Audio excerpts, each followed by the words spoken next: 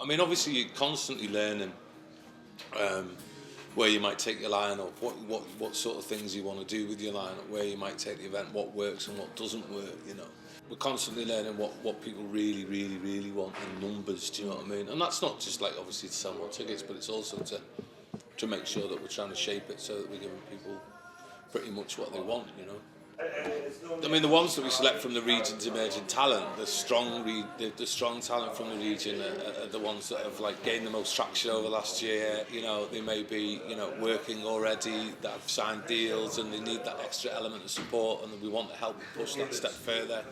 But essentially, it's also the ones that are making great music really on a consistent level and are writing new material and come back with new material. So I think it's a really good opportunity for them.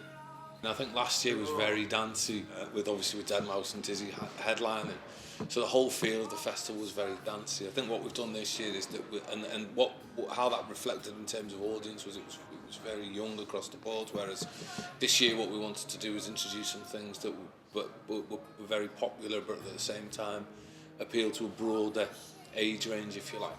I'm not overly concerned with the age group that turned last year. I think there's a few things whereby, I'm concerned because a lot of people think it's an event for kids and stuff like that, which it isn't, do you know what I mean? I'm not massively concerned. I think it'll appeal to an audience that are maybe a little bit more serious about the music. We sort of suggested that we'd like to move away from public funding about 5 years ago. So it's been a gradual shift.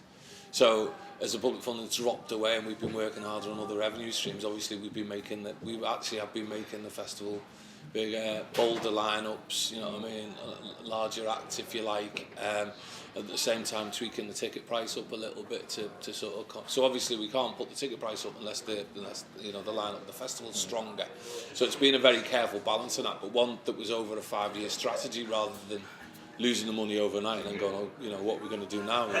The thing about public funding is, even before these last 2 years, you had to work really hard to get it. Do you know what I mean? So if you can build something that sits outside of that, that's like washing its face, as in paying for itself, then that's it's a much more comfortable place to be. In case something like a new government's elected and they start cutting left, right, and centre, Imagine. Yeah.